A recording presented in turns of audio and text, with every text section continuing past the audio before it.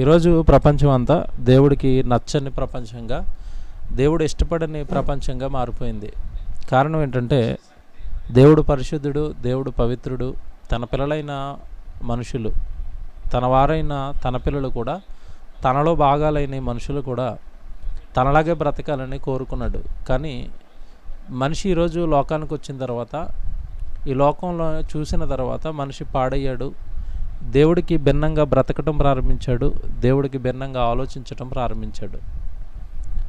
మరి ఈరోజు మనిషి దేవుడికి నచ్చుతున్నాడు అంటే, తను చేసే కార్యాలను బట్టి నచ్చటం లేదండి.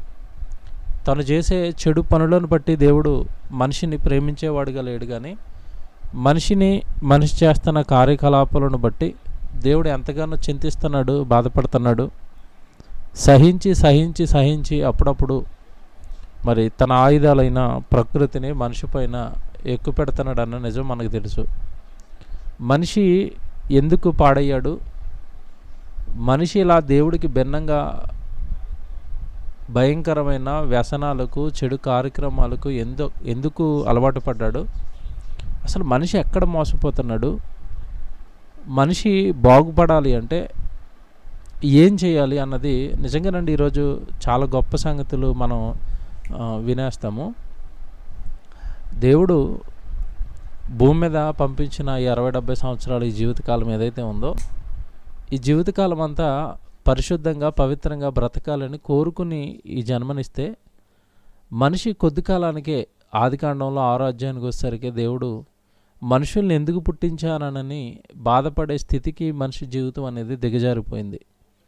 ఇక అప్పటి నుంచి మొదలేసుకునండి నేటి వరకు మనుషులు చేస్తున్న ఈ భయంకరమైన కార్యకలాపాల వల్ల దేవుడికి మనస్తాపమే తప్ప, పుట్టించినందుకు లేదంటే మనుషుల కొరకు కష్టపడినందుకు దేవుడికి ఎలాంటి సంతోషము, దేవుడికి ఎలాంటి ఆనందము లేకుండా చేశారు. కష్టపడి ఈ లోకాన్ని కట్టి, కష్టపడి కన్నతండ్రి నేటి వరకు ప్రతిరోజు పనిచేస్తూ ఈ విశ్వాన్ని నడిపిస్తూ ఈ మానవుల కొరకు ఆకాశం నుండి తేరి చూస్తున్న మనుషులు ఎక్కడ కూడా కంట్రోల్లో లేరు. మనుషులు ఎక్కడ కూడా సరైన సక్రమమైన మార్గంలో లేరు. దీని అంతటికి కారణం ఒకటే, వారు చేస్తున్న ప్రతి కార్యము కూడా వాళ్ళ మనసుల చేత ప్రేరేపింపబడి చేస్తున్న కార్యాలే. ఏ వ్యక్తి ఏ నేరం చేయాలి అన్నా, ఏ వ్యక్తి ఏ చెడు పని చేయాలి అన్నా, ఆ కార్యం అనేది ముందు మనసులో పుడుతుంది. మనసులో ఆ కార్యం పుట్టిన తర్వాత, కార్యాచరణ మనసులో సిద్ధం చేసుకున్న తర్వాత కార్యం అనేది బయటకు వస్తుంది. అంటే ఈరోజు మనిషి చేస్తున్న మోసం ఏంటంటే, మోసపోతున్న సంగతి ఏంటంటే, ఈరోజు మనుషులందరూ కూడా ఈ నేరాలు, ఘోరాలు, పాపాలు చేయడానికి గల కారణం ఏంటంటే, మనసు చేతిలో మనిషి ఈరోజు మోసపోతున్నాడు. తన మనసు ఏది చెబితే అది చేయాలనుకుంటున్నాడు. ఆ మనసు అనేది నాకు మంచి చెబుతుందా, చెడు చెబుతుందా, నేను వెళ్ళే దారి మంచిదేనా, చెడుదారా అని కాస్త వివేచన, జ్ఞానం అనేది మనుషులు ఈరోజు కోల్పోయారండి. నిజంగా ప్రపంచాన్ని చూస్తున్నప్పుడు ఎక్కడైనా కనీసం మానవత్వపు విలువలన్నా మిగులుతున్నాయంటే మిగలటం లేదండి. నిన్న ఖమ్మంలో ఒక హాస్పిటల్ని పట్టుకున్నారు ప్రభుత్వ అధికారులు. కోవిడ్ పేషెంట్లు వెళుతుంటారండి, లక్షల ఫీజులు వేసేస్తున్నారండి. కోవిడ్ పేషెంట్లకి ఏ ట్రీట్మెంట్ చేయరు. పారాసిటమాల్ 2 యాంటీబయాటిక్లు వేసి లక్షలు బిల్లు వేసేస్తున్నారు. హాస్పిటల్ని సీజ్ చేశారు. ఈ సంఘటన ఎందుకు జ్ఞాపకం చేస్తున్నాడంటే, ఈరోజండి కరోనా బారిన పడి కుటుంబాలన్నీ రోడ్డున పడ్డాయి. చాలా కుటుంబాలు రోడ్డున పడ్డాయి. చాలా కుటుంబాలు అస్తవ్యస్తం అయిపోతున్నాయి. నిజంగా సహాయం దొరకక ఎటు నుంచి వైద్యం దొరుకుతుందా, ఎటు నుంచి మా ప్రాణాలను కాపాడుకుందామనని వాళ్ళు ప్రాణం నిలబెట్టుకోవడానికి వాళ్ళు ఆరాటపడుతుంటే, ఆ ప్రాణాన్ని నిలబెట్టుకోవాలని ఆరాటపడుతున్న వాడితో కడుపు నింపుకోవాలి అని ఈ దుర్మార్గపు ప్రపంచం చూస్తుందంటే, వాడు ప్రాణాన్ని గుప్పిట్లో పెట్టుకుని తిరుగుతున్నాడు. మాకు వైద్యం కావాలని. ఎంతనండి వాడు ఎప్పుడైతే ఆ బలహీనతతో తిరుగుతున్నాడో, ప్రాణం కోసం తిరుగుతున్నాడో, ఈ కార్పొరేట్ హాస్పిటల్ అండి లక్షల ఫీజులు వేస్తున్నాయి. నేను ఊరకనే ఏ ఆధారం లేకుండా ఈ మాట చెప్పడం లేదు. కష్టపడే డాక్టర్స్ అంటే కష్టపడుతున్నారు చాలామంది. ఏమండి, రోగులను కాపాడాలని ప్రయత్నాలు చేసేవాళ్ళు చాలామంది ప్రయత్నాలు చేస్తున్నారు. అందరినీ అనటం లేదు, అక్కడక్కడ కొంతమంది. ఏమండి ఈరోజు ఒక సినీ ప్రముఖుడు అండి, మ్యూజిక్ డైరెక్టర్ అండి, ఆర్పి పట్నాయక్, ఆయన ఒక వీడియో రిలీజ్ చేశాడు. వాళ్ళ అమ్మగారికి బెడ్ దొరక చనిపోయిందంట. అలాగే తనకి తెలిసిన వాళ్ళు చనిపోయిన విషయాలన్నీ కూడా ఆయన బయట పెడుతూ దండం పెడుతున్నాడండి డాక్టర్స్కి. మీకు దండం పెడతాను, ఈ టైంలో మీరు బిజినెస్ చేయకండి, ఈ టైంలో మీరు వాళ్ళ ప్రాణాలతో ఆడుకోకండి,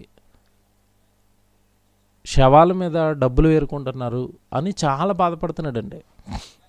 మీకు చేతులెత్తి మొక్కుతాను, మీరు చేస్తున్న ట్రీట్మెంటు, అక్కడ మీ పనిచేస్తున్న సిబ్బంది ఎవరైతే ఉన్నారో వాళ్ళకి మాత్రం డబ్బులు తీసుకుని ఒక 10% లాభం తీసుకుని విడిచిపెట్టేయండి. కనీసం ఈ టైంలోనైనా సర్వీస్ చేయండి, కనీసం ఈ టైంలోనైనా మీ బిజినెస్ని, మీ వ్యాపారాన్ని, మీ లాభాన్ని పక్కన పెట్టండి. ప్రపంచం అంతా అల్లకల్లోలం అయిపోతుంది, ఆ వైద్యం దక్కకపోతే ఒక కుటుంబం రోడ్డున పడుతుంది, మీకు చేతులెత్తి మొక్కుతానంటున్నాడు. ఏమన్నా నిజంగా ఎందుకు సమాజం ఇంత కర్కశంగా మారిపోతుంది అంటే, మనిషి ఏది చేయాలనుకున్నా ముందు మనసు అనేది అతన్ని ప్రేరేపిస్తుంది. ఇది గమనించాడు దేవుడు. మనుషులు ఎక్కడ పాడైపోతారో, ఎక్కడ స్లిప్ అవుతారో దేవుడికి తెలుసు. పిల్లలు పొరపాట్లు ఎక్కడ చేస్తారో తల్లిదండ్రులుగా మనకు తెలిసిపోద్దండి. మన పిల్లలు ఎక్కడ పొరపాటు చేస్తారో, ఎందుకంటే వాళ్ళని కని పెంచుతాంగా, మన పిల్లలు ఎక్కడ తప్పు చేస్తారో మనకు తెలుస్తుంది. మన పిల్లలు ఏ విషయంలో ఎలా రియాక్ట్ అవుతారో మనకు తెలిసిపోద్ది, ఎందుకంటే వాళ్ళని కంటాము, పెంచుతున్నాం కనుక వాడు ఏ టైంకి ఎలా రియాక్ట్ అవుతాడో మనకు తెలిసిపోద్ది. అలాగే ఈ మనుషులను పుట్టించిన పరమ తండ్రికి మనిషి తప్పు చేస్తున్నాడంటే ఎందుకు తప్పు చేస్తాడో, ఎలా తప్పు చేస్తాడో పరమ తండ్రికి మొత్తం తెలుసండి.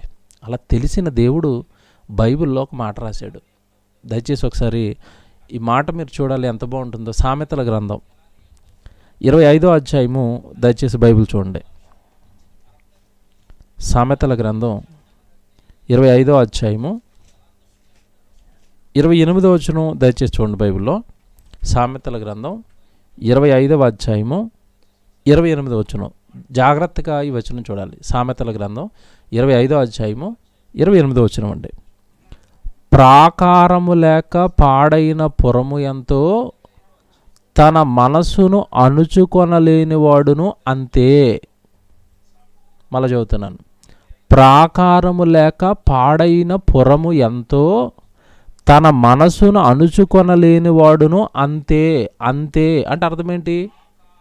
ప్రాకారం లేని పురము పాడైపోతుందంట. ప్రాకారం అనగానే గోడ. ప్రాకారం అంటే గోడ. గోడలు లేని పట్టణాలు పాడైపోతాయి.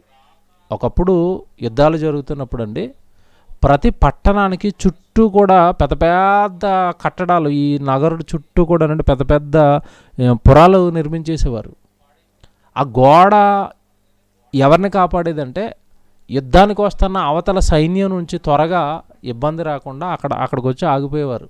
వీళ్ళు గోడలెక్కి వాళ్ళ మించి మరి యుద్ధ సామాగ్రిని దింపి యుద్ధం ఆ గోడ మించి చేసి వాళ్ళ పట్టణాలని ఒకప్పుడు కాపాడుకునేవారు. ఇప్పుడు మన ఇల్లు ఉందండి, మన ఇంటి చుట్టూ కూడా మనం ఏం కడతాము అంటే గోడ. ఎందుకు గోడ కట్టుకుంటున్నారు ఇంటి చుట్టూ అంటే, కాపాడుకోవడానికి, రక్షించుకోవడానికి. గోడ, ఇంటి చుట్టూ గోడ ఉండి ఒక గేట్ ఉంటే, మన గేటు క్లోజ్ చేసామంటే ఏ జంతువు లోపలికి రాదు. ఒకవేళ దొంగలు లోపలికి రావాలన్నా కష్టమవుతుంది గేటు మనం క్లోజ్ చేసుకుంటే. అంటే ఎందుకు ఈ పురాలు, ఈ గోడలు కట్టుకుంటున్నాం మనం అంటే, కాపాడుకోవడానికి, రక్షించుకోవడానికి, పాడవకుండా ఉండడానికి, నాశనం అవ్వకుండా ఉండడానికి. రైట్. ఇప్పుడు కింద ఏం చెప్తున్నాడు? ప్రాకారము లేక, ప్రాకారం గోడ లేక పాడైపోయిన పురము, పట్టణము ఎంతో, తన మనసును అణుచుకొనలేనివాడును అంతే. అంటే అర్థం ఏంటి? మనసును అణుచుకొనలేనివాడును కూడా అంతే. అంటే అలాగే పాడైపోతాడు, అలాగే నాశనం అయిపోతాడు. అంటే ఇప్పుడు దేవుడు మనకి ఏం చెప్తున్నాడు అంటే, నాయన నువ్వు పాడవుతున్నది, నిన్ను నాశనం చేస్తున్నది నీ మనసు. నీ మనసును కంట్రోల్లో పెట్టుకోకపోతే, నీ మనసును అణుచుకోలేకపోతే నువ్వు పాడైపోతావు. ఏమంటే దేవుడు ట్రీట్మెంట్ ఎలా చేస్తాడు అంటే, మూలాల్లో నుంచి ట్రీట్మెంట్ చేసుకుంటూ వస్తాడండి. పైన మందు వేసేవాడు కాదు దేవుడు. మనం పైన మందు వేస్తాం ప్రతిదానికి. దేవుడు అలా కాదు, మనకి మూలాల్లో మందు వేస్తాడు. ఎందుకంటే దెబ్బకు మొత్తం ఎగిరిపోవాలి రోగం. ఒక నరహత్య చేస్తున్నాడు, ఒకడు వ్యభిచారం చేస్తున్నాడు, ఒకడు దొంగతనం చేస్తున్నాడు, ఒకడు దేవుడిని నమ్మటం లేదు, ఒకడు దేవుడికి భిన్నంగా మాట్లాడుతున్నాడు, దేవుడు ఎవరో అంటున్నాడు, దేవుడు లేడు అంటున్నాడు. వీళ్ళందరితోనే మాట్లాడిస్తున్నది, కార్యాలు జరిగిస్తున్నది మనసు. దాన్ని కంట్రోల్లో చేసుకోకపోతున్నాడు, దాన్ని అణుచుకోలేకపోతున్నాడు, అది ఏది చెప్తే అది మాట్లాడేస్తున్నాడు. నిజంగానండి, దేవుడు బైబిల్ రాయించిన విధానం, దేవుడు బైబిల్లో చెప్పిన సంగతులు చాలా గొప్ప సంగతులు, చాలా ఉన్నతమైన సంగతులు దేవుడు చెప్పాడండి. మానవ జాతికి సంగతులు చాలా అవసరం. నిజంగా ఏది మనసు అంటే, నీ మనసు ఎక్కడుంది అనేసరికి మనుషులు ఏది చూపిస్తారు చెప్పండి? మనసేది, మీ మనసేది అనేసరికి నా మనసు ఎందుకో బాగోలేదండి ఇలా ఇక్కడ చేపెట్టుకుంటారు కదా. మనసు బాగోలేదని ఎక్కడ చేపెట్టుకుంటారు? ఇక్కడ. అంటే అది మనసా?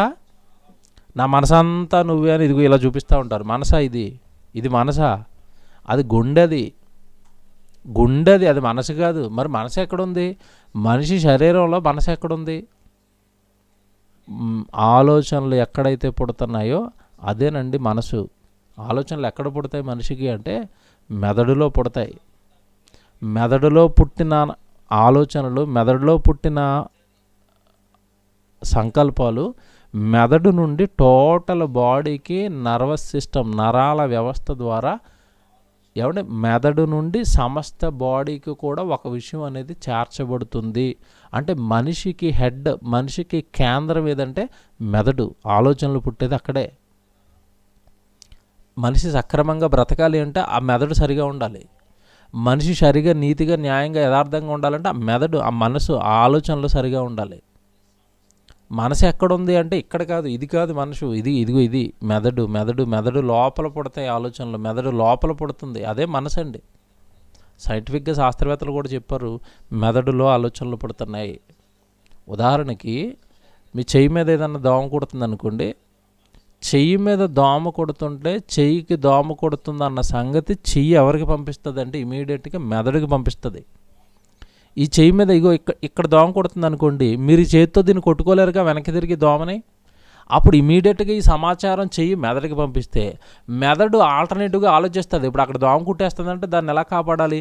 ఇమీడియట్గా ఆ సంగతి మెదడు దేనికి చెప్తుందంటే ఈ చెయ్యికి చెప్తుంది.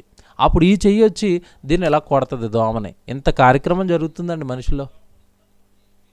కాలు మీద కుట్టేస్తుంది అనుకోండి దోమ, చెయ్యి వెళ్తుంది అక్కడికి. ఎందుకు వెళ్ళింది? ఎవరు పంపించారు అంటే మెదడు. పక్షవాతం వచ్చిన వాళ్ళకి చూడండి, కాలు చేతులు కదలవు అంటే ఏం పాడైపోయింది? చెయ్యి పాడైపోలేదు సుమా, కాలు పాడైపోలేదు సుమా, మెదడు పాడైంది. మెదడు నుండి ఈ చెయ్యికి వెళ్ళాల్సిన నరాలు కట్ అయ్యాయి, నరాలు బ్లాక్ అయిపోయి సమాచారం దీనికి అందటం లేదు, మెదడు దీనికి చెప్పటం లేదు, ఆటోమేటిక్గా చచ్చిపడిపోయింది చెయ్యి. అంటే మెదడు నుంచి మొత్తం టోటల్ బాడీకి కనెక్షన్స్ ఉన్నాయి.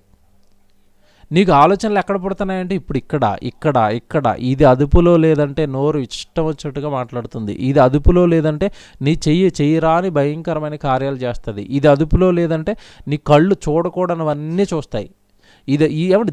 దీన్ని అణుచుకోకపోతే, దీన్ని కంట్రోల్లో పెట్టుకోకపోతే మనిషి కంప్లీట్గా నేరస్తుడై దేవుడి ముందు భయంకరంగా నిలబడతాడు. ఇది దేవుడు చెప్తున్నాడు. నిజంగా దేవుడు చెప్పే మాటలండి. ఈరోజు శాస్త్రం డెవలప్ అయింది కనుక ఈ మాటలతో మ్యాచ్ చేసుకుంటుంటే మా దేవుడు ఎప్పుడో చెప్పాడు పోరా అనిపిస్తుంది. దేవుడు ఎప్పుడు చెప్తున్నాడు అంటే ఎంత బాగుంది చూడండి. ఆ మాట మళ్ళీ చదవండి.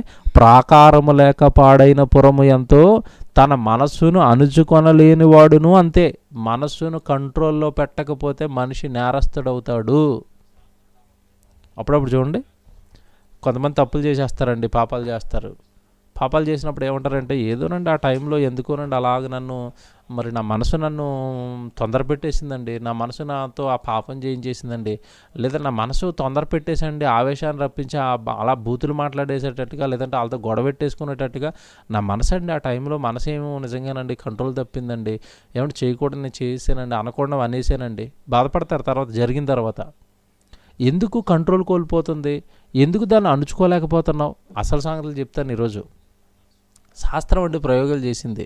ఈ ఆలోచనల మీద ప్రయోగం చేసి మనిషికి ఆలోచనలు ఎలా పుడుతున్నాయి, మనిషి ఎలా ఆలోచించగలుగుతున్నాడు అంటే చివరికి వాడు చెప్పిన థియరీ ఏంటంటే మొత్తం ఆలోచనలన్నీ జనరేట్ అయ్యే కేంద్రం మెదడు అని చెప్పారు. జాగ్రత్తగా వినాలి మీరు. అసలు శాస్త్రం కూడా నివ్వెరపోయే సంగతులు బైబిల్ చెప్తుంది. సకల శాస్త్రాలను అధిగమించిన బైబిల్. అందుకే తండ్రి గారు బైబిల్కి అంత గొప్ప పేరు పెట్టారు. సకల శాస్త్రాలను అధిగమించిన బైబిల్. శాస్త్రం ఎక్కడి వరకు ఆగిపోద్దంటే ఏదైనా విషయాన్ని చేసేటప్పుడు అండి మధ్యలోకి వచ్చి ఆగిపోతుంది శాస్త్రం. ఈ ఆలోచనల విషయంలో కూడా శాస్త్రం ప్రయోగాలు చేసింది. ప్రయోగాలు చేసి చేసి చేసి చేసి ఎక్కడికి వచ్చి ఆగిపోయిందంటే మనిషిలో ఈ ఆలోచన వ్యవస్థ అనేది ఎలా ప్రారంభమైందో మాకు అంతు చెక్కటం లేదు. స్వతహాగా బ్రెయిన్ ఆలోచిస్తుంది. ఆ బ్రెయిన్కి ఆలోచించే శక్తి ఎక్కడి నుంచి వస్తుంది, దానిలో ఆలోచనలు ఎలా పుడుతున్నాయో మాకు అర్థం కావటం లేదు. దానిలో పుట్టిన ఆలోచనలే సమస్తం బాడీ అంతా కూడా సప్లై అయిపోతున్నాయి. ఆలోచనల ప్రకారమే బాడీ అంతా నడుస్తుంది. మొత్తం మీద మనిషిని నడిపించేది మనసు, మొత్తం మీద మనిషిని నడిపించేది మెదడు. చెప్పారండి. మనిషిని మొత్తం నడిపిస్తున్నది అదే. వాడితో పాపం చేయిస్తుందో అదే పాపం చేయిస్తుంది. వాడు మనసు ఏదైతే ఫిక్స్ అవుతాడో క్రియల్లో అదే చేస్తాడు. అందుకే యేసుప్రభు అన్న మాట ఇప్పుడు ఒకసారి మీరు జ్ఞాపకం చేసుకుంటే మీకు కరెక్ట్గా కనెక్ట్ అవుతుంది. యేసుప్రభు అన్న మాట, మోషే మీకు ఒక ధర్మశాస్త్రం రాశాడు. ఆ ధర్మశాస్త్రంలో వ్యభిచారం గురించి చెప్పాడుగా, వ్యభిచారం చేయొద్దని చెప్పాడుగా, వ్యభిచారం చేస్తే రాళ్లతో కొట్టి చంపేయమని చెప్పాడుగా. ఇప్పుడు నేను మీతో చెప్పినది ఏమనగా అంటాడు మత్తయి సువార్త 5వ అధ్యాయంలో, మీకు తెలుసు కదా. ఇప్పుడు నేను మీతో చెప్పినది ఏమనగా, ఒక స్త్రీని మోహపు చూపుతో చూచువాడు అప్పుడే తన హృదయమందు వ్యభిచరించుచున్నాడు. ఒక స్త్రీని మోహపు చూపు ఆ స్త్రీని చూడగానే నేను ఆమెను కూడాలన్న ఆలోచన నీకు వస్తుంది అంటే మొత్తం మీద కార్యక్రమం క్రియ అంతా ఎక్కడ జరిగిపోతుందంటే మనసులో జరిగిపోతుంది. ఆలోచనలు మెదడులో పుట్టేసే ఆమెను అనుభవించాలి, ఆమెను చెరిపేయాలి, ఆమెను పాడు చేసేయాలన్న ఆలోచనలు నీకు ఎక్కడ పుడుతున్నాయంటే మనసులో పుడుతున్నాయి. మంది ఎక్కడేసాడు యేసుప్రభు అంటే, ఒరే కార్యక్రమం జరిగిపోయిన తర్వాత ఆమెను పట్టుకొని జైలేయండి అంటలేదు ఇప్పుడు శిక్షల్లాగా. ఆలోచనే తప్పు. నువ్వు అలా ఆలోచించడమే తప్పు నాయన. మూలానికి మందేస్తాడని చెప్పాను కదా దేవుడు. ఆలోచన మూలానికి మందేస్తున్నాడు. చేయొద్దు, అలా ఆలోచించొద్దు, అది తప్పు, దేవుడి దృష్టికి నేరం, నువ్వు శిక్షణ అందుతావు, నువ్వు నరకానికి జారిపోతావు. ఆలోచనలు కంట్రోల్లో చేసుకో, ఆలోచనను అణుచుకో.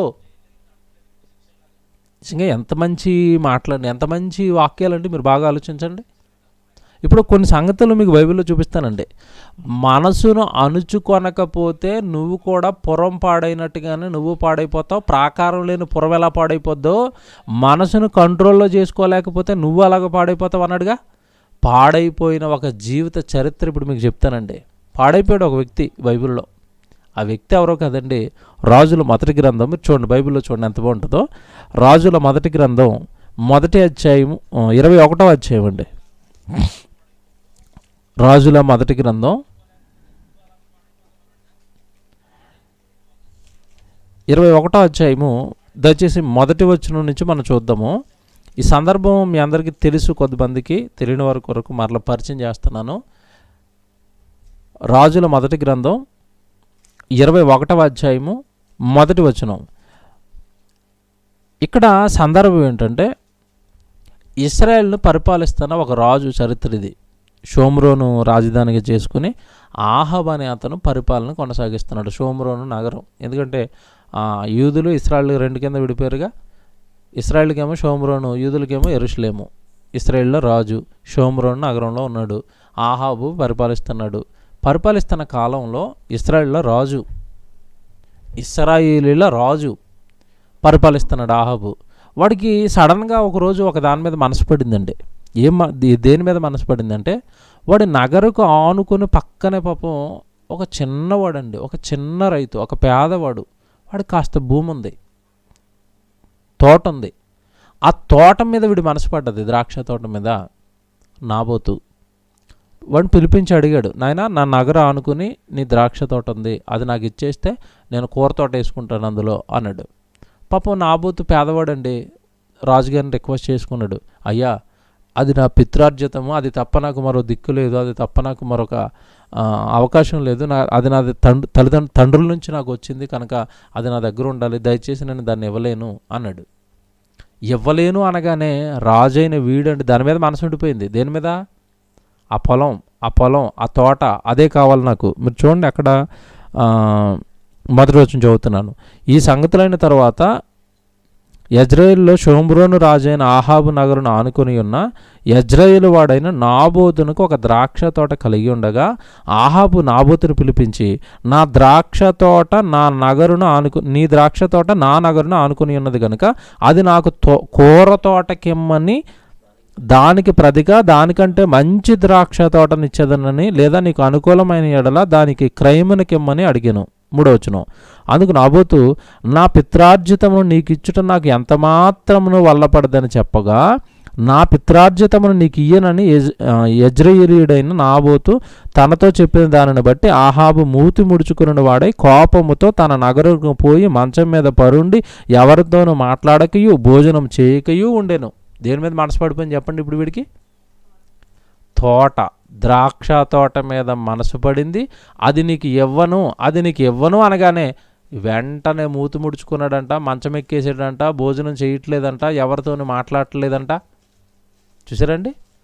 మన మానసిక పరిస్థితి కూడా అప్పుడప్పుడు ఇలాగే ఉంటుంది. మనం కోరుకున్నది కనుక మనకు దక్కట్లేదు అనుకోండి, సీరియస్ మూడ్లోకి వెళ్ళిపోతారు. ఇక ఎవరితోనూ మాట్లాడరు, ఎవరి సరదాగా ఉండరు. ఎందుకు? మనసుకు కోరుకున్నది దక్కలేదు. అప్పుడు మనసు ఎలా ప్రేరేపిస్తుంది అంటే, నువ్వేం చేస్తావో నాకు తెలీదు, అది నాకు కావాలంటది. అంతే. నువ్వేం చేస్తావో నాకు తెలియదు, అది నాకు కావాలి. నిజంగానండి, ఈ ఆహాబును పాడు చేసింది వాడు మనసండి. పాపం వాడు, అది నా పిత్రార్జితము, నా తండ్రుల నుంచి వచ్చింది నాయన, అదే నా జీవనాధారం అని చెప్పిన తర్వాత విడిచిపెట్టి రాజు కదండి వీడికి ఏం కరువా? రాజ్యంలో తోటలు కరువా? మీరు చెప్పండి. కాకపోతే ఏంటి, మనసు దాని మీద పడిపోయింది. మనసు చేసే మాయాజాలం, మనసు చేసే మోసం ఇదే. నాకు అదే కోరుకున్నది, అదే కావాలి, నాకు అదే కావాలంటది. అలాగే వీడిని మోసం చేసిందండి. తర్వాత పడుకున్నాడు. కరెక్ట్ సీన్లోకి అమ్మగారు దిగింది, భార్య. ఎవరు? యెజెబెలు. ఏంటి నాయన పడుకున్నావు?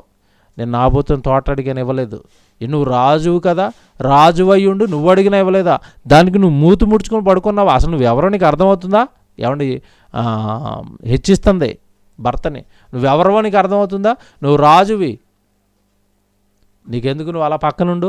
నీ మనసు సంతోషపడే విధంగా నీ మనసు కోరుకున్న ఆ ద్రాక్ష తోట నేను తెప్పిస్తాను అన్నది. నువ్వు అలాగుండు, నేను తెప్పిస్తాను కదా, నీకెందుకు అన్నది. దిగింది రంగంలోకి. కుట్ర ప్రారంభించిందంటే, నాబోతు మీద కుట్ర ప్రారంభించి అధికారులకి తాకీదులు పంపించి, ఏమంటే అతని మీద అబద్ధమాడేటట్టుగా అబద్ధపు సాక్షులను ఇద్దరిని నిలబెట్టి, నిజంగా ఆ రోజండి చెయ్యని నేరం నాబోతు చేశాడన్నట్టుగా అబద్ధపు సాక్ష్యం చెప్పడానికి ఇద్దరు మనుషులను పెట్టి నాబోతు మీద నేరం నిరూపణ అయ్యేటట్టుగా జరిగించి అతను ఊరికి ఈడ్చండి చివర రాళ్లతో కొట్టి చంపించేసింది యెజెబెలు. కొట్టి చంపించేసింది. అతడు చచ్చిపోయిన తర్వాత అండి ఆ తోట పట్టుకొచ్చి ఏమండి మన ఆహాబుకి ఇచ్చింది. ఇదంతా జరిగిపోయింది. నిజంగా దేవుడండి భూమి మీద ఉన్న మనుషులను చూస్తాడండి. ఎవరైనా అన్యాయంగా అక్రమంగా అన్యాయం అయిపోతుంటే వాళ్ళ పక్షాన దేవుడు దిగుతాడు. ఇదంతా చూశాడు. ఇంకెవరికి తెలియదు కదా సీక్రెట్గా మనం జరిగించేసాం అనుకుంటుంది యెజెబెలు. ఎవరికి తెలియదు కదా సీక్రెట్గా జరిగిపోయింది అనుకుంటున్నాడు ఆహాబు. కానీ అన్నీ చూసేవాడు దేవుడండి. అన్నిటిని పరిశీలించేవాడు దేవుడు. అన్నిటిని గమనించేవాడు దేవుడు. అందరి జీవిత చరిత్రలో సీడీలు చేసి పెట్టేవాడు దేవుడు. నా చరిత్ర ఉంటుంది, మీ చరిత్ర ఉంటుంది, దావీదు చరిత్ర ఉంటుంది, అందరి చరిత్రలో సీడీలు రెడీ చేస్తాడు దేవుడు. జరిగిన సంఘటన అంతా చూశాడు. ఏలియాను పంపించాడు. నాబోతును మీరు చంపించారుగా, అక్కడ నాబోతు రక్తం నాకు మొరపెట్టింది, మీ సంగతి చూస్తానన్నాడు దేవుడు. మీరు కూడా నాబోతుని అలాగైతే రాళ్లతో కొట్టి చంపారో మీరు కూడా అలాగే చేస్తారు. మీ రక్తం కుక్కలు నవ్వుగితే మీ పని అయిపోయింది, పోండి అన్నాడు. అంతే. అది ఏమన్నా ఇంత దారుణం వాళ్ళకి చేయడానికి గల కారణం అండి, ఒక వ్యక్తి ప్రాణాలను రాళ్లతో కొట్టి చంపించేసేయడం అంటే ఏది చెప్పండి? వాళ్ళని మోసం చేసింది, అసలు నిజంగా ఆహాబును మోసం చేసింది ఏది చెప్పండి? మనసు. నాకు ఆ తోట కావాలి. మనం కూడానండి లోకాన్ని చూస్తున్నప్పుడు కొన్నిటిపైన మనసు పడిపోద్ది. మనసు పడిపోయిన తర్వాత ఆ మనసు కోరికను తీర్చుకోవడానికండి ఎంత సర్వ ప్రయత్నాలు మనిషి చేస్తూ ఉంటాడండి. దాని కొరకు ఎవరినైనా దూషించడానికి రెడీ, ఎవరినైనా తిట్టడానికి రెడీ, ఎవరినైనా పక్కకు త్రోసేయడానికి రెడీ. అధికార పీఠం మీద మనసు పడింది అనుకోండి, రాజకీయ నాయకులు ఏం చేస్తారు? అడ్డొస్తున్న వాళ్ళందరినీ చంపుకుంటూ వెళ్ళిపోతారు. ఎందుకంటే ఇతని టార్గెట్, ఇతని గురి దేని మీద పడిందంటే అధికార పీఠం. ఆ పీఠం నాకు రావాలంటే అడ్డుకున్న వాళ్ళందరినీ చంపుకుంటూ వెళ్ళిపోవాలి. మొత్తం మీద నాకు అధికారం కావాలి, ఇలా ప్రాణాలు గాలిలో కలిసిపోయినా పర్వాలేదు. మన ఈ మధ్యకాలంలో మీరు చూశారు కదండి, తెలంగాణలో లాయర్లు అండి నడి రోడ్డు మీద నరికి నరికి నరికి నరికి చంపారండి. ఎందుకు చంపేశారు? ఒక నాయకుడికి వ్యతిరేకంగా వాళ్ళ కోర్టులో కేసు ఫైల్ చేసినందుకు నాయకుడు చంపించేసాడు వాళ్ళని. అంటే వీళ్ళు ఏంటి, ఈ కోర్టులో కేసు వేస్తే నా జీవిత చరిత్ర అంతా ప్రజలకు తెలిసిపోతే నాకు ఎక్కడ ఓట్లు వేయరు, ఓట్లు వేయకపోతే నాకు ఎక్కడ అధికారం రాదు అంటే అధికారం కొరకు మనుషులు చంపేస్తారా? చంపేస్తారండి. డబ్బు కోసం మనుషులు చంపేస్తారా? చంపేస్తారు. వాళ్ళ జల్సాల కోసం తల్లిదండ్రులను చంపుతున్న మూర్ఖపు సమాజంలో మనం ఈరోజు జీవిస్తున్నాం. ఇదన్నిటికీ కారణం ఒకటే, వీటన్నిటికీ కేంద్రం ఒకటే, మనసండి. మనసు ఈ ఆహాబును నాశనం చేసింది మనసులో పుట్టిన కోరికండి. మీరు ప్రారంభంలో చదివిన మాట జ్ఞాపకం చేసుకోనండి.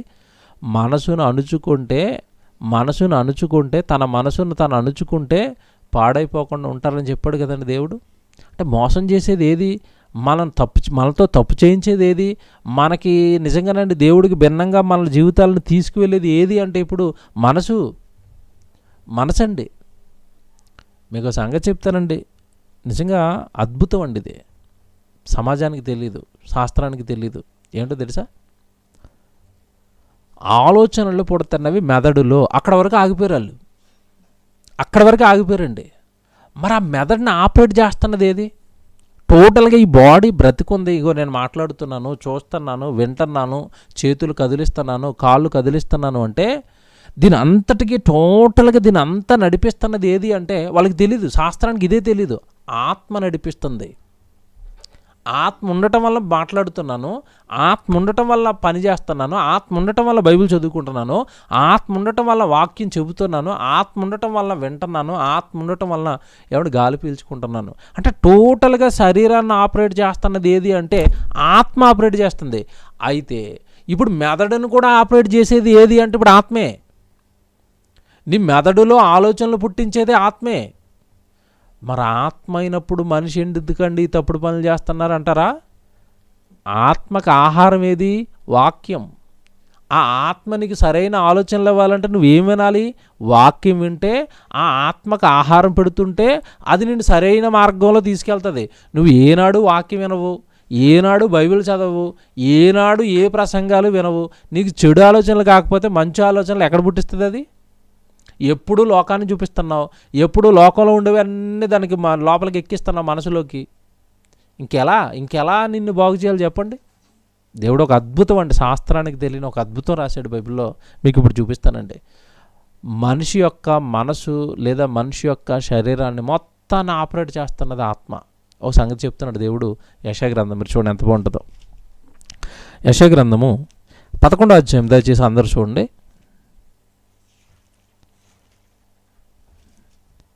యెషయా గ్రంథం 11వ అధ్యాయము 2వ వచనం చదువుదామండి. యెషయా గ్రంథం 11వ అధ్యాయము 2వ వచనం. చాలా జాగ్రత్తగా వచనాలు చూడాలి. యెషయా గ్రంథం 11వ అధ్యాయం 2వ వచనం. యెహోవా ఆత్మ జ్ఞాన వివేకములకు ఆధారమగు ఆత్మ. ఎంతమంది చూసారా? మళ్ళీ చదువుతున్నాను. యెహోవా ఆత్మ జ్ఞాన వివేకములకు ఆధారమగు ఆత్మ. ఆలోచన అండర్లైన్ చేసుకోండి ఒక్కొక్కటి. ఆలోచన బలములకు ఆధారమగు ఆత్మ. నీకు ఆలోచనలు పుట్టడానికి కారణం ఎవరంట? ఆలోచన బలానికి కారణం ఎవరంట? ఆత్మ. ఆత్మ వలన ఆలోచనలు పుడుతున్నాయా? ఆత్మ మెదడుని ఆపరేట్ చేస్తే మెదడు నిన్ను ఆపరేట్ చేస్తుందా? బాబ్బా ఏం సీక్రెట్ అండి. ఆలోచనలు ఎలా పుడుతున్నాయి నీకు? అలా పుట్టేస్తున్నాయండి దాంట్లో అని చెప్పి శాస్త్రం విడిచిపెట్టింది అంతే. మొత్తం మీద ఆలోచనలకి కేంద్రం మెదడు, పక్కకు జరిగింది శాస్త్రం. ఎలా పుడుతున్నాయి ఆలోచనలు అంటే తెలియదు వాళ్ళకి. దేవుడు చెప్పాడు ఇక్కడ మనకి. మళ్ళీ చదువుతున్నాను. యెహోవా ఆత్మ జ్ఞాన వివేకములకు ఆధారమగు ఆత్మ, ఆలోచన బలములకు ఆధారమగు ఆత్మ. నీలో ఆలోచనలు పుడుతున్నాయంటే అది ఆత్మ వలన పుడుతున్నాయి. ఆలోచనలకి కేంద్రం మెదడైతే ఆ మెదడును నడిపిస్తున్నది ఏది అంటే ఇప్పుడు ఆత్మ నడిపిస్తుందా? ఆత్మ నడిపిస్తుందా? అవును, ఆత్మ నడిపిస్తుంది. నీలో దేవుడు ఆత్మ ఉందనుకోండి, దేవుడికి సంబంధించిన ఆలోచనలు పుడతాయి. మనలో ఎవరు కూర్చున్నారని చెప్పింది బైబిలు? దేవుని ఆలయంలో ఎవరు కూర్చున్నారు, దేహంలో ఎవరు కూర్చున్నారని చెప్పింది బైబిలు? సాతాను, దురాత్మ. దురాత్మ లోపల ఉన్నప్పుడు, సాతాను లోపల ఆలయాన్ని ఆక్రమించినప్పుడు అది ఆపరేట్ చేస్తుంది మైండ్ని. వెళ్ళు దొంగతనం చేసి ఏం పర్లేదు దొంగతనం చేసే అంటుంది. అది ఏంటి దొంగతనం చేసేస్తున్నాడు వాడు అంటే ఆలోచనలకు కేంద్రం ఆత్మ. వాడు ఆలోచనలు చెడుగా వెళ్ళిపోవడానికి కారణం ఆత్మ. యెహోవా ఆత్మ ఉంటే, దేవుడు ఆత్మ ఉంటే దేవుడి కొరకు బ్రతుకుతామండి. దేవుడు ఆత్మ ఉంటే పాపం నుండి పారిపోదామండి. దేవుడు ఆత్మ ఉంటే చూసారా ఆలోచనలు అలా మారిపోతున్నాయో. ఏం బైబిల్ అండి, ఏం దేవుడండి. సమాజానికి బైబిల్ అవసరం. సమాజం బాగుపడాలంటే బైబిల్ అవసరం. మారండి, మీ బ్రతుకులు మార్చుకోండి. మీకు సగం తెలుసు. లోకమా, లోక జ్ఞానమా, మీకు సగమే తెలుసు. పూర్తిగా కావాలి అంటే దేవుడి దగ్గరికి రండి, దేవుడి మాటలు వినండి. మీరు ఎందుకు పాడైపోతున్నారో మీకు తెలీదు. మీ మనసు మిమ్మల్ని తప్పుడు మార్గంలో మిమ్మల్ని ఎందుకు తీసుకెళ్ళిపోతుందో మీకు తెలీదు. ఆ ఆలోచనలకు కేంద్రమైన మనసును నడిపిస్తున్నది ఏదో మీకు తెలీదు. ఆత్మ నడిపిస్తుంది. ఆత్మను మీరు నమ్మరు. అందుకే మీ జీవితాలు సర్వనాశనం అయ్యాయి ఈరోజు. ఎంత బాగుందండి బైబిల్. మళ్ళీ చదువుతున్నాను చూడండి. మీకు ఇది అర్థం అవ్వాలి, నాకు అర్థమైనట్టుగా మీకు అర్థం అవ్వాలి అని ఇన్ని మాటలు చెప్తున్నాను. ఈరోజు ఆలోచన అండి, నేను ఒక చెడు ఆలోచన ఆలోచిస్తున్నాను అనుకోండి. ఆ చెడు ఆలోచన నాకు మనసు ఇది మనసు మెదడులో పుట్టిన, మనసులో పుట్టిన ఆ చెడు ఆలోచన అండి. నిజంగా నాలో దేవుడు ఆత్మ ఉంటే చెడు ఆలోచనలు ఎందుకు వస్తాయి? దేవుడి కోసం ఏం చేద్దాం, దేవుడి కొరకు ఏ వాక్యం చెప్దాం, దేవుడి పిల్లలతో ఎలా మాట్లాడదాం, సంఘాన్ని ఎలా కాచుకుందాం, ఎక్కడ ఏ కార్యక్రమం దేవుడి కొరకు చేద్దాం. ఎందుకు ఈ ఆలోచనలు నాలో ఎందుకు పుడుతున్నాయంటే దేవుడు ఆత్మ ఉంది. ఆలోచనలకు బలమగు యెహోవా ఆత్మ. దేవుడు ఆత్మ ఉంటే దేవుడు ఆలోచనలు. దురాత్మ ఉంటే నీతో వ్యభిచారం చేయిస్తుంది, దొంగతనాలు చేయిస్తుంది, మోసం చేయిస్తుంది, కపటపు మాటలు మాట్లాడిస్తుంది, దేవుడికి భిన్నంగా బ్రతికేటట్టుగా నేను ప్రేరేపిస్తుంది. మళ్ళీ చదువుతున్నాను చూడండి. ఈ 3వ వచనం కూడా చాలా బాగుంటుంది. కింద మీరు చదివితే రెండో వచనం అండి. యెహోవా ఆత్మ జ్ఞాన వివేకములకు ఆధారమగు ఆత్మ, ఆలోచన బలములకు ఆధారమగు ఆత్మ, తెలివిని యెహోవా ఎడల భయభక్తులను పుట్టించు ఆత్మ తన మీద నిలుచును. మళ్ళీ చదువుతున్నాను. తెలివిని యెహోవా యందు భయభక్తులను పుట్టించు ఆత్మ అతని మీద నిలుచును. చూసారండి, తెలివి మనిషికి తెలివి ఎప్పుడు వస్తుందంట? యెహోవా ఆత్మ ఉంటే తెలివి వస్తుందా? యెహోవా ఆత్మ ఉన్నవాడు తెలివైనవాడా? ఇసుక లోకం ఏం చెప్పిందండి? లెక్కలు బాగా చేస్తే తెలివైనోడు, అంతరిక్షంలోకి వెళ్ళిపోయినోడు తెలివైనోడు, భూగర్భంలోకి వెళ్ళిపోయినోడు తెలివైనోడు, ప్రయోగాలు చేసినవాడు తెలివైనవాడు, డబ్బు సంపాదించినవాడు తెలివైనవాడు, బాగా చదువుకున్నవాడు తెలివైనవాడు. ఈడు తెలివైనవాడు ఏంటండి? లోకజ్ఞానం వెర్ర అన్నాడు దాన్ని. ఎవరు తెలివైన వాళ్ళు? యెహోవా ఆత్మ తెలివిని పుట్టిస్తుంది. ఏం తెలివిని పుట్టిస్తుంది యెహోవా ఆత్మ? నాయన నువ్వు దేవుడి కొరకు పుట్టావురా, మీ తండ్రి ఉన్నాడరా, మీ దేవుడు ఉన్నాడరా, ఆయన పరలోకంలో ఉన్నాడరా, నువ్వు లోకంలో ఉండేది 60-70 సంవత్సరాలు రా, మీ నాన్న మీ కొరకు ఎదురు చూస్తున్నాడు రా, ఆయన కొరకు బ్రతకరా, పాపం చేయకరా. ఇది అసలు తెలివి. ఇది తెలివి అంటే. చచ్చిపోయిన తర్వాత నీకు పాతాళం ఉందిరా, చచ్చిపోయిన తర్వాత నీ ఆత్మ కాలిపోతుందిరా, దాన్ని తప్పించుకోవాలంటే యేసుప్రభుని నమ్మాలిరా, పాపాలు కడుక్కోవాలిరా, పాపాలు చేయకూడదురా, తండ్రి పని చేసుకోవాలిరా, దేవుడి కొరకు బ్రతకాలరా. ఇది యెహోవా ఆత్మ అంటే, ఇది తెలివి అంటే. ఏది తెలివి? బాగా చదువుకోవడం తెలివి. ఏం చేస్తారు?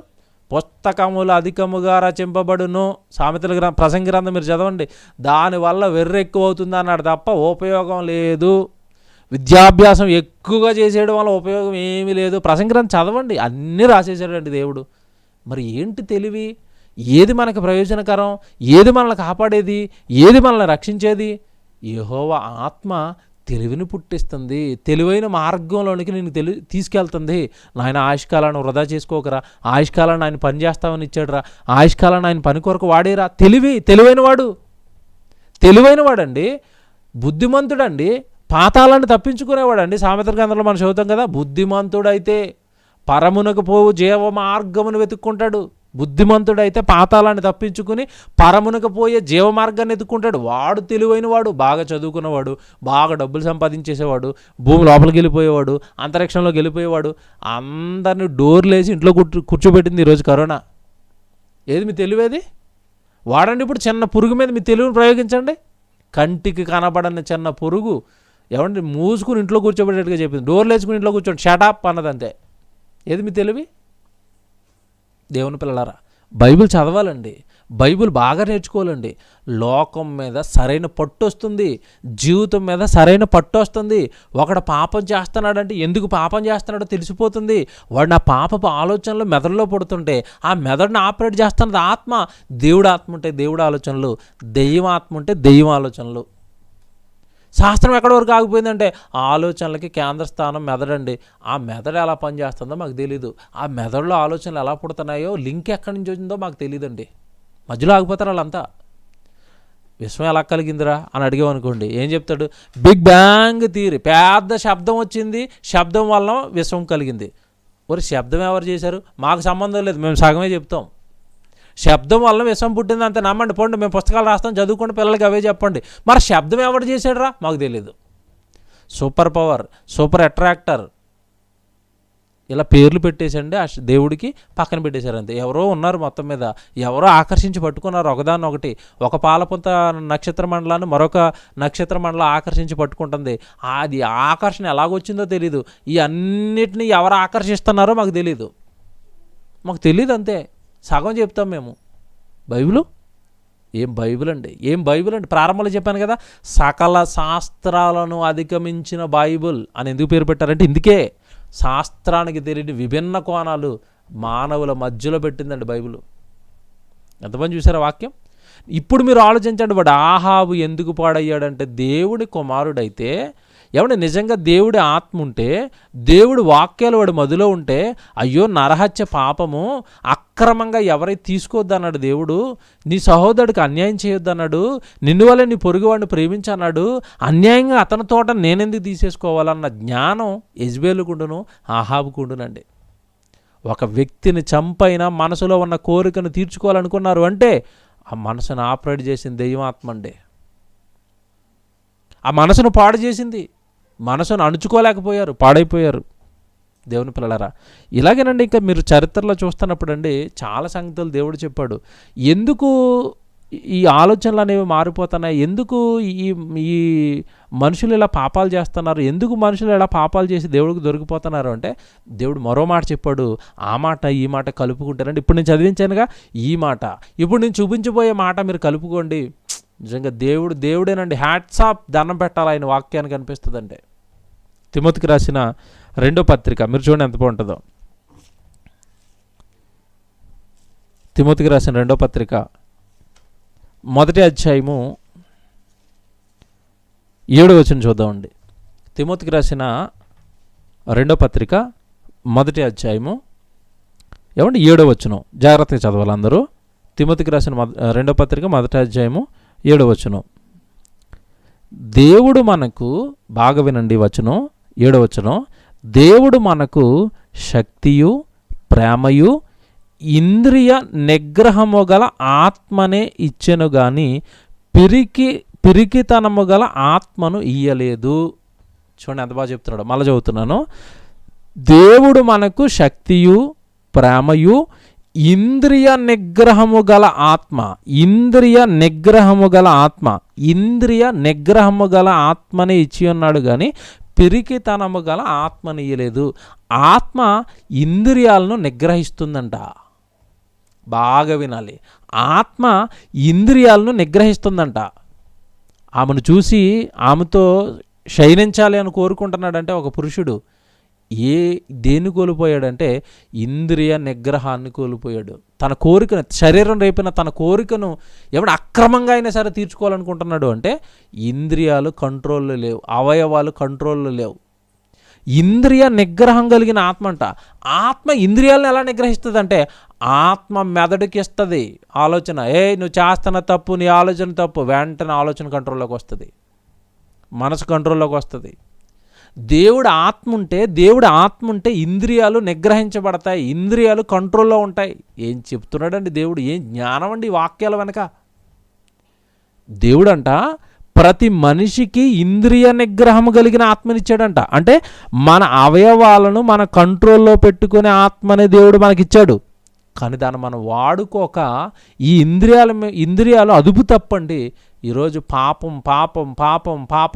చేస్తున్నాయి. అవి నోరు పాపం చేస్తుంది, కన్ను పాపం చేస్తుంది, చెయ్యి పాపం చేస్తుంది, కాలు, సమస్త అవయవాలు పాపం వైపే వెళ్ళిపోయండి ఈరోజు. కారణం ఇంద్రియ నిగ్రహం గల ఆత్మను దేవుడిస్తే ఆ శక్తిని ఈరోజు మనిషి వాడుకోలేకపోతున్నాడు. కొంతమంది మీకు ఇప్పుడు అర్థమవుతుంది, ఉదాహరణ చెప్తాను. ఏదో పాపం చేస్తూ ఉంటారండి, సిగరెట్ తాగుతున్నాడు, మందు తాగుతున్నాడు, కని వేసుకుంటున్నాడు, మొత్తం మీద అన్ని భయంకరమైన అలవాట్లు అన్నీ ఉన్నాయి ఒక వ్యక్తికి. వాక్యం వింటున్నాడు, వాక్యం విన్న తర్వాత నెమ్మదిగా అవునండి తప్పు చేస్తున్నానండి అని కాస్త రియలైజ్ అవుతూ ఉంటాడు. మొత్తం మీద మారు మనసు పొందుతాడు, బాప్తీసం తీసుకుంటాడు. బాప్తీసం తీసుకున్న తర్వాత కూడా కొద్దిమందిలో మొదట ఏవైతే బాప్తీస్మానికి ముందున్నాయో అలవాట్లు, ఆ పాత అలవాట్లు కొన్నిటిని బాప్తీస్మము తీసుకున్న తర్వాత కూడా విడిచిపెట్టరండి కొంతమంది. మందు తాగేవాడు మానేశాడు, సిగరెట్ తాగేవాడు మానేశాడు, ఏమండి చిన్నగా లోపల కైని పెట్టేవాడు. బాప్తీస్మం తీసుకున్న తర్వాత కూడా అది వేస్తూనే ఉంటాడు. నేను మాట్లాడుతున్నాను, రెండిటిని మానేయడానికి ఏమంటే ముందుకొచ్చిన నీ మనసు దీనిని మానేయడానికి ఎందుకు ముందుకు రావటం లేదు అంటే, నువ్వు కంప్లీట్గా ఆ రెండిటి మీద పోరాడినంత గట్టిగా ఈ చిన్న భయంకరమైన అలవాటు అయినా దీని మీద నువ్వు పోరాడటం లేదు. దీనిని విడిచిపెట్టాలన్న బలీయమైన కోరిక నీలో లేదు. మీకు మాట చెప్తున్నానండి, మనిషి ఏది చేయాలనుకుంటే అది చేయగలడు, మంచి చేయాలనుకుంటే మంచి చేయగలడు, ఏది మానేయాలనుకుంటే అది మానేయగలడు. ఎందుకంటే అది మన బలమేమి కాదు, అది దేవుడు మనలో పెట్టిన ఆత్మక పవర్ ఉంది. నీతో ప్రతి చెడు పనిని నీతో మానిపించగలదు. అది అంత ఆత్మకు అంత శక్తి ఉంది, ఆత్మకు అంత పవర్ ఉంది. కానీ నువ్వు వాడుకోగా పర్లేదు, లైట్ పర్లేదు, ఇదేం కాదని నువ్వే దాన్ని ప్రేమిస్తున్నావు, పర్లేదని నువ్వే దాన్ని కొనసాగిస్తున్నావు. మానాలనుకుంటున్నానండి, మానలేకపోతున్నానని అంటారు, అబద్ధం అండి. అసలు మానాలని అనుకుంటే ముందు 2 మానేసావుగా, ఇదెందుకు మానట్లేదు నువ్వు? మానాలని అనుకున్నాను కానీ మానలేకపోతున్నాను అన్న మాట అబద్ధం. ఎందుకు అబద్ధం అంటున్నానంటే, ఒకవేళ ఇది మానాలనుకుంటే ఎప్పుడో మానేసేవాడు, మానాలనుకోవట్లేదు, 2 వదిలేసంగా, ఇది చిన్నదేగా నడుస్తుంది అన్నట్టుగా లైట్ తీసుకున్నావు దీన్ని నువ్వు. అందుకే ఈ భయంకరమైన ఈ చెడు అలవాటు నీ జీవితంలో ఇంకా కొనసాగుతుంది. దేవుని పిల్లలారా, కనుక ఇంద్రియ నిగ్రహం గల ఆత్మనిచ్చాడు దేవుడు. చక్కగా అన్ని కంట్రోల్లో పెట్టుకునే మనసునే ఇచ్చాడు. మనకు మనంగానండి నిజంగా దాన్ని వాడుకోక ఈరోజు తప్పులు చేస్తూ పాపాలు చేస్తూ దేవుడు ముందు నేరస్తులుగా మిగిలిపోయామండి. దేవుడు ఎలాంటి మాటలు మాట్లాడుతున్నాడో, మనసును కంట్రోల్లో పెట్టుకోక, మనసును అదుపులో పెట్టుకోక పాపాలు చేస్తూ ఉంటాం, తప్పులు చేస్తూ ఉంటాం అంటే ఏమంటే అలాంటి వాళ్ళ గురించి దేవుడు మాట్లాడుతున్న కొన్ని మాటలు చూపిస్తాను. సామెతల గ్రంథం 5వ అధ్యాయం చూడండి ఒకసారి. సామెతల గ్రంథం 5వ అధ్యాయము 1 నుంచి మీరు 14వ వచనం వరకు రాసుకోండి, చదవాలి ఇదంతా మీరు. సామెతల గ్రంథం 5వ అధ్యాయము 1 నుంచి 14 వచనాలు రాసుకుంటే, దేవుడికి ఏమంటే నిజంగా దేవుడి మాట వినకపోతే చివరికి మనిషికి వచ్చే ప్రమాదం చెప్తున్నాడండి ఇక్కడ. ఏమండి 1వ వచనం చదువుతున్నాడు. నా కుమారుడా, నా జ్ఞానోపదేశం ఆలకింపుము, వివేకము గల నా బోధకు చెవియొగ్గుము, అప్పుడు నీవు బుద్ధి కలిగి నడుచుకొందువు. నా మాటలు వింటే నీకు బుద్ధి వస్తుంది, నా మాటలు వింటే నీకు వివేకం వస్తుంది. కనుక చెవియొగ్గి నా మాటలు విను. దేవుడి మాటలు మనం వింటున్నప్పుడు 2 సక్రమంగా పనిచేయాలి. ఒకటి చెవి పనిచేయాలి సక్రమంగా, తర్వాత చెవి లోపల నుంచి వెళ్ళిపోతుందిగా హృదయంలోకి, మనసులోకి, అది కరెక్ట్గా పనిచేయాలి. ఈ 2 కరెక్ట్గా పనిచేస్తేనే వాక్యం అనేది మన జీవితంలో ఫలిస్తుంది. కొంతమంది చెవి ఆడతారండి, చెవి ఇక్కడే ఉంటుంది, చెవి లైవ్ చూస్తూనే ఉంటుంది, చెవి వాక్యం వింటూనే ఉంటుంది. కానీ మనసు ఎక్కడ తిరుగుతుందంటే, పొద్దున్న ఎక్కడో బయటికి వెళ్ళి పని చేసి వచ్చారు, ఆ పని మీద తిరుగుతుంది. పొద్దున్న ఎవరో ఏదో వ్యక్తి మిమ్మల్ని ఏదో గాయపరిచాడు అనుకోండి, ఏదో మాట అన్నాడు అనుకోండి, నన్ను అంత మాట అనేసాడు, చెవి ఇక్కడే ఉంటుంది కానీ మనసు ఉండదు. అంటే ఒక పక్క ఇది ఉంది, ఒక పక్క ఉంది, లైవ్ వింటుంది, దేవుడు వాక్యం వింటుంది చెవి, కానీ ఇది లేదు. కొంతమందికి అసలు చెవే ఉండదు, ఇక్కడ చెవి ఉండదండి, అలాగే చేస్తారు అంతే. ఆ చెవి అసలు విందో, దేవుడి మాటలు లోపలికి వెళ్ళవండి. అటు చూస్తారు, ఇటు చూస్తారు, ఎవరు వస్తున్నారు, ఎవరు వెళ్ళిపోతున్నారు, ఏమంటే ఇలాగ ఎత్తుక్కుంటున్నాడు అంటే అసలు వాక్యం ఎక్కడ వింటున్నాడు? గుడిలోకి చూడండి, గుడిలో కూర్చున్నప్పుడు నేను చాలాసార్లు చెప్పాను కదా, ఎవరైనా లేట్గా ఒక వ్యక్తి వచ్చాడు అనుకోండి, ఈ కుర్చీలో కూర్చున్న వ్యక్తి, ఆ వచ్చిన వ్యక్తి వంక అక్కడి నుంచి అలాగెళ్ళిపోయి ఆ ముందు కూర్చునే వరకు అతను వంకే చూస్తాడు. ఏం పని నీకు? అతను వంక ఎప్పుడు చూడలేదా? సినిమా యాక్టర్ వచ్చాడు ఆ చర్చిలోకి, ప్రతి వారం చూసే ముఖం కదా, అంటే నీకు ఏం లేదంటే చెవి డిస్టర్బెన్స్ అవుతుంది, చెవిలోకి వెళ్ళట్లేదు అసలు. ప్రసంగమే గంట ప్రసంగం అండి, బాగా వినండి మీరు. చర్చిలో ఎంతసేపు జరుగుతుంది ప్రసంగం? గంట ప్రసంగంలో 2 సార్లు వాటర్ తాగొస్తారు కొంతమంది. అంత దాహం ఏంటి? గుళ్ళోకి వచ్చినప్పుడు టీవీ ముందు కూర్చుంటే 3.5 గంటలు అసలు ఎవరిని దగ్గరికి రానివ్వడు, నీళ్ళు లేవు, అన్నం లేవు. అంటే ఏం పని చేయట్లేదంటే ఇగో చెవి పని చేయట్లేదు.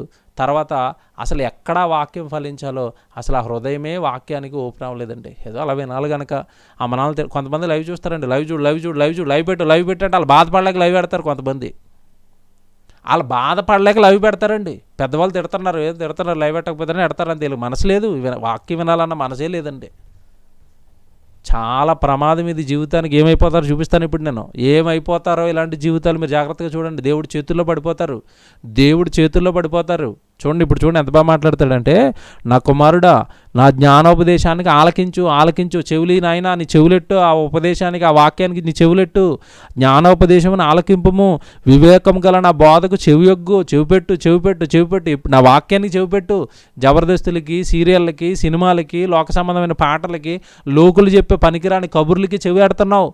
వద్దు, నా వాక్యానికి పెట్టు నీ చెవి. చెవియొగ్గుము, అప్పుడు నీకు బుద్ధి కలిగి నడుచుకుందువు, తెలివిని బట్టి నీ పెదవులను మాట్లాడును. 3వ వచనం, జార స్త్రీ పెదవుల నుండి తేనె కారును, దాని నోట నుండి మాటలు నూనె కంటే నునిపోయినవి, దాని వలన కలుగు ఫలము ముసిని పండంత చేదు. దేవుడి వాక్యం వినకపోతే ఇదిగో వ్యభిచారి దగ్గరకు నువ్వు వెళ్ళిపోయినప్పుడు దాని మాటలు నీకు ఎలాగుంటాయంటే తీయగా ఉంటాయి, నూనుపుగా ఉంటాయి. పడిపోతావురా బాబు, పడిపోతావు. దేవుడు వాక్యం లేకపోతే పడిపోద్ది. నీ ఆలోచన పర్లేదులే వెళ్ళిపోనని ప్రేరేపిస్తుంది. యోసేపు హృదయం నిండా దేవుడు ఉన్నాడు, దేవుడు మాటలు ఉన్నాయి, దేవుడు ఆత్మ ఉంది కనుక. ఏమంటే నిజంగా ఒక రకంగా చెప్పాలంటే భర్తను విడిచిపెట్టి మరొక పురుషుని కోరుకుంటుందంటే వ్యభిచారి. పోతిఫర్ భార్య వస్తుంది, పో అవతల కనుక గెంటేశాడు. ఇక్కడ దేవుడు చెప్తున్నాడు అదే జాగ్రత్త. నువ్వు ఒకవేళ దేవుడు మాటలు నీ హృదయంలో లేవా, నీ చెవుల్లో లేవా, వ్యభిచారం వైపు నీ జీవితం వెళ్ళిపోతుంది.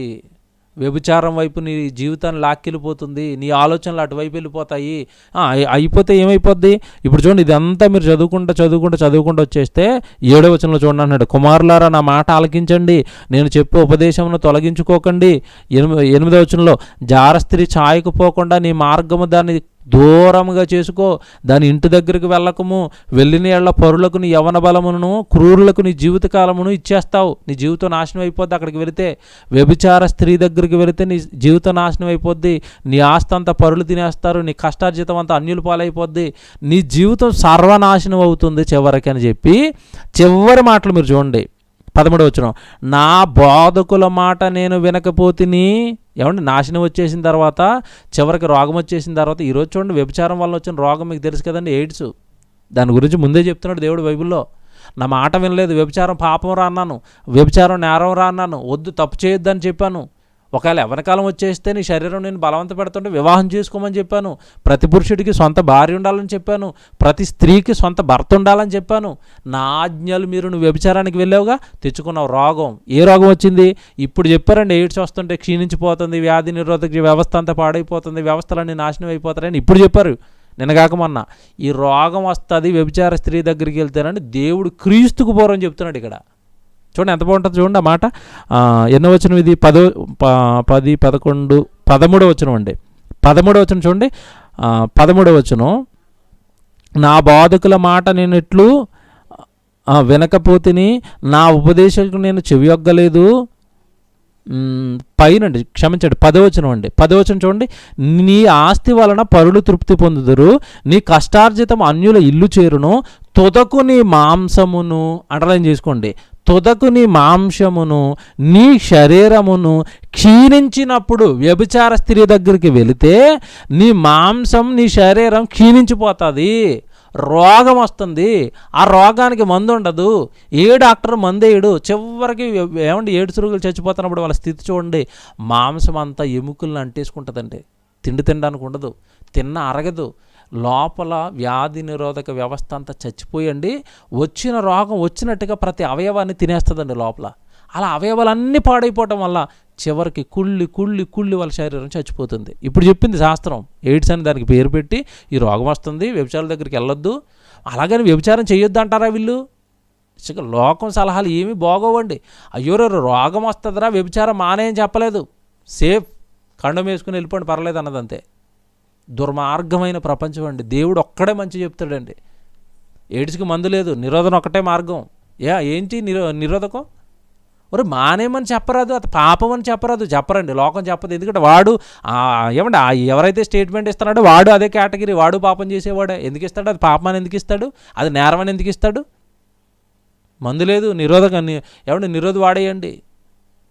ఎంత దుర్మార్గమైన ప్రపంచం అండి. దేవుడు ఎప్పుడు చెప్తున్నాడండి, నీ మాంసము నీ శరీరము క్షీణించిపోతుంది. ఎందుకు? నీ మనసును కంట్రోల్లో పెట్టుకోలేక ఆ మనసు కోరికలు తీర్చడానికి ఆవిడ దగ్గరికి వెళ్ళిపోయావు, ఈ రోగాన్ని తెచ్చుకున్నావు. ఈ రోగం తెచ్చుకున్న తర్వాత అంట జీవితం సర్వనాశనం అయిపోయిన తర్వాత అంటే ఎవరు జ్ఞాపకం వస్తున్నారు అంటే బోధకుల ప్రసంగాలు జ్ఞాపకం వస్తాయంట. అదే చెప్తున్నాడు 13వ వచనంలో, నా బోధకుల మాట నేను వినకపోతిని, నా ఉపదేశకులకు నేను చెవియొగ్గలేదు, నేను సమాజ సంఘముల మధ్య నుండినను ప్రతి విధమైన దౌర్జన్యమునకు లోబడుటకు కొంచెమే ఎడమాయనని నీవు చెప్పుకొనుచు మూలుగుచూ నుందువు. చివరికి నీకు వచ్చేది మూలుగు. దేవుడి మాటలు వినకపోతే నీ జీవితంలో నీ చివరికి వచ్చేది మూలుగంట. ఈరోజు లోకం మూలుగుతుందండి. ఈరోజు ఎటు నుంచి సహాయం లేదండి. ఏంటి రాష్ట్ర ప్రభుత్వాలు చేతులెత్తి, కేంద్ర ప్రభుత్వాలు చేతులెత్తి, రాజకీయ నాయకులు చేతులెత్తి, అందరు చేతులెత్తారు. నీ ప్రాణాలకు నువ్వే శ్రీరామ రక్ష పో అన్నారంతే. నీ ప్రాణాలు నువ్వే కాపాడుకోవాలి, మాకు సంబంధం లేదన్నారు. ఇది చూడండి ఈరోజు లోకం అంటే. ఎందుకండి మూలుగులు, ఎందుకండి కష్టాలు? దేవుడి మాటలకి చెవి ఒగ్గకపోవటం వల్ల కాదా? మనసును అణుచుకోలేకపోవటం వల్ల కాదా? దేవుడు ఆత్మను పొందుకుని ఆత్మ సంబంధమైన జీవితాన్ని జీవించకపోవటం వల్ల కాదా? శరీరం తప్పులు చేయడం వల్ల కాదా? శరీరంలో ఉండే మనసులో పుట్టే భయంకరమైన నేరాలు ఘోరాలకు ఈరోజు ప్రతిఫలం అనుభవించటం లేదా లోకం? దేవుని పిల్లలారా, జాగ్రత్తగా ఉండండి. దేవుడి మాటలకు చెవి ఒగ్గండి, దేవుడి మాటలకు స్థానం ఇవ్వండి. హృదయంలో, చెవులలో దేవుడి మాటలు నింపుకోండి. ఇక్కడి నుంచి వెళ్ళి ఇక్కడ పని చేయాలి. ఇది ఇచ్చినా ఇది ఇవ్వట్లేదు, ఇది ఇస్తేనేమో ఇది ఇవ్వరు. ఎలా పని చేస్తే చెప్పండి దేవుని పిల్లలరా? కాబట్టి దేవుడి మాటలు అనేవి ఈరోజు సమాజానికి చాలా అవసరం అండి. ఒకవేళ ఇప్పుడు ఇది 5వ అధ్యాయం చదివారు మీరు. నా మాటలు కనుక మీరు వినకపోతే, నా మాటలను కనుక మీరు పక్కకు తోసేస్తే మీకు అపాయం వస్తుంది. ఒకప్పుడు మీ వెనక పడి ఎప్పుడు మారతారని నేను మీ గురించి ఏడ్చాను, నేను మీ గురించి బాధపడ్డాను. నా మాట వెనక వెళ్ళిపోయి మీరు అపాయంలో పడిపోతారనుకోండి, అప్పుడు నేను మిమ్మల్ని చూసి నవ్వుకుంటాను అంటున్నాడు దేవుడు. సామెతల గ్రంథం, ఇదే సామెతల గ్రంథం ఏమండి 1వ అధ్యాయము 22 నుంచి చూడండి. సామెతల గ్రంథం 1వ అధ్యాయము 22 నుంచి, ఎట్లనగా జ్ఞానం లేని వారులారా, చూడండి దేవుడు ఏమంటున్నాడు, ఎట్లనగా జ్ఞానం లేని వారులారా, మీరు ఎన్నాళ్ళు జ్ఞానం లేని వారుగా ఉండకూడదురు? అపహాసకులారా, మీరు ఎన్నాళ్ళు అపహాస్యము చేయుచు ఆనందించుదురు? బుద్ధిహీనులారా, మీరు ఎన్నాళ్ళకు జ్ఞానమును అసహించుకుందరు? నా గద్దింపు విను తిరుగుడి, ఆలకించుడి. నా ఆత్మను మీద కొమ్మరించెదను. నా ఆత్మిస్తాను, అప్పుడు మీ తెలివి బాగుంటుంది. నా ఆత్మిస్తాను, అప్పుడు మీకు మంచి ఆలోచనలు వస్తాయి. నా ఆత్మిస్తాను, అప్పుడు మీకు బుద్ధి వస్తుంది. నా ఆత్మిస్తాను, అప్పుడు మీకు వివేకం వస్తుంది. నా ఆత్మను మీకు ఇస్తానయ్యా, నేను ఇస్తాను. మిమ్మల్ని బాగుపరిచే ఇంద్రియ నిగ్రహం కలిగిన ఆత్మను, మీకు మంచి చెప్పే ఆత్మను, మిమ్మల్ని మంచి వైపు నడిపించే ఆత్మను నేను ఇస్తాను. చూడండి ఎంత బాగున్నాయండి దేవుడి మాటలు. చూడండి, నా ఆత్మను నేను మీకు ఇచ్చేదను, నా ఉపదేశంను మీకు తెలిపెదను. నేను పిలవగా మీరు వినకపోతిరి. సీరియస్ అయిపోతుంటే ఇక్కడ 24 నుంచి, నేను పిలవగా మీరు వినకపోతిరి, నా చేయి చాపగా ఎవరునూ లక్ష్య పెట్టకపోయిరి, నేను చెప్పిన బోధను ఏమీ మీరు వెనక త్రోసివేసితిరి, నేను గద్దెంపగా లోబడకపోతిరి. కాబట్టి మీకు అపాయము కలుగునప్పుడు నేను నవ్వెదను. మీకు అపాయం కలిగినప్పుడు నేను నవ్వెదను. దేవుడండి నిజంగా. మీరు వినలేదుగా, వెనక వెళ్ళి ప్రమాదంలో పడిపోయారుగా, మీరు అపాయం వస్తుందిగా, అప్పుడు నేను నవ్వుతాను. మిమ్మల్ని బాగు చేయడం చాలా ఏడ్చాను, చాలా బాధపడ్డాను, చాలామంది జీవితాలు బలేశాను మీకు ఉపదేశాలు చెప్పించడానికి, మీకు వాక్యాలు చెప్పించడానికి. వాళ్ళ జీవితాలు పనంగా పెట్టి మీకు వాక్యాలు చెప్పిస్తే మీరు మారక, మీరు వినక, మీరు చెవి యొగ్గక, మీరు అపాయంలో పడిపోతే అయిందా బాగా? అప్పుడప్పుడు అంటారు కదండి, ఒరే నేను చెప్పిన మాట వినలేదు, అయిందా నీకు? బాగా అయిందారా? పిల్లల్ని అంటారు చూడండి, ఒరే నేను చెప్పానుగా, నేను చేయొద్దని చెప్పానుగా, చేసావు, అయిందారా? బాగా అయిందా నీకు అంటారుగా తల్లిదండ్రులు. అలాగ అంటున్నాడు నా దేవుడు. నేను చెప్పిన మాట మీరు వినలేదు కనుక మీకు అపాయం వస్తుంది. అప్పుడు నేను నవ్వుకుంటాను. రోమపత్రిక రోమపత్రిక అండి, చూడండి ఎంత బాగా మాట్లాడతాడు దేవుడు. చివరి మాట ముగిస్తానండి. ఇక రోమిలికి రాసిన పత్రిక 8వ అధ్యాయము 7వ వచనం చూడండి.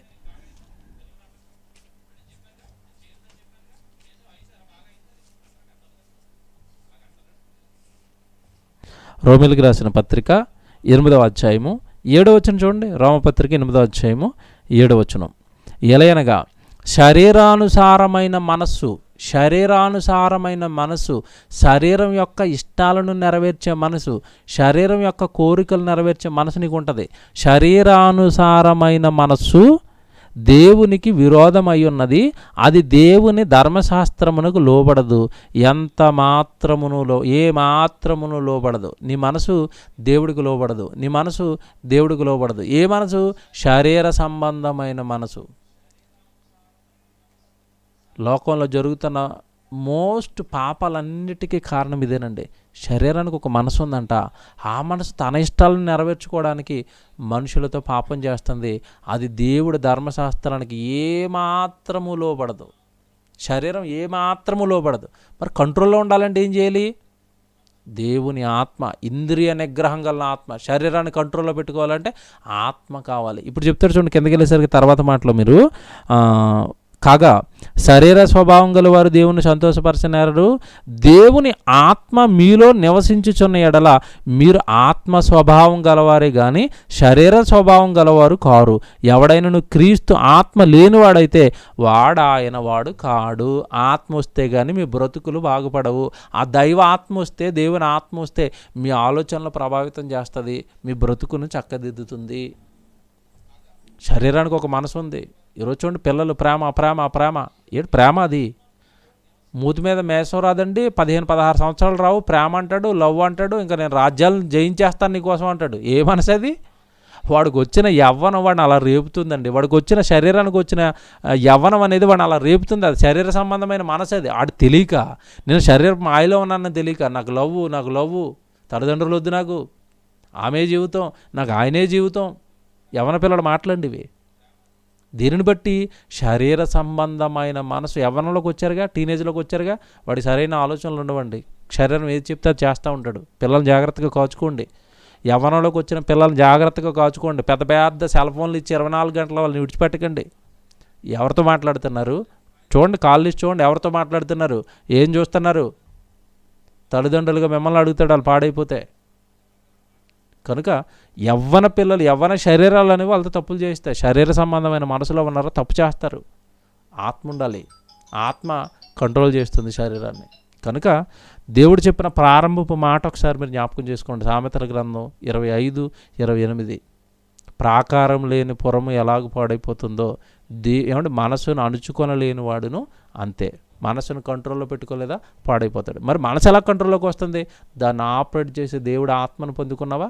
దేవుడు ఆత్మను పొందుకున్న తర్వాత ఆ ఆత్మ అభివృద్ధి చెందడానికి, ఆత్మ ఎప్పుడు నిన్ను సరైన మార్గంలో నీకు ఆలోచనలు ఇవ్వడానికి ఆత్మకు ఆహారమైన వాక్యాన్ని అందిస్తున్నావా? ఇదంతా జరిగితేనే కదండి మనిషి దేవుడి చిత్త ప్రకారం బ్రతకడండి. పెద్ద పెద్ద పెద్ద పాఠాలు ఇవి అర్థం చేసుకుంటే. ఇదంతా 1 by 1 నీకు సెట్ అయితేనే కానీ నువ్వు దేవుడి ఇష్ట ప్రకారం భూమి మీద బ్రతకలేవు, దేవుడి ఇష్టాన్ని నువ్వు నెరవేర్చలేవు. కాబట్టి మనిషిని పాడు చేస్తున్నది ఏది అంటే మనసేనండి. ఆ మనసు కంట్రోల్లో ఉండాలి అంటే దేవుడు ఆత్మ ఉండాలి, దేవుడు వాక్యం ఉండాలి. ఓకే.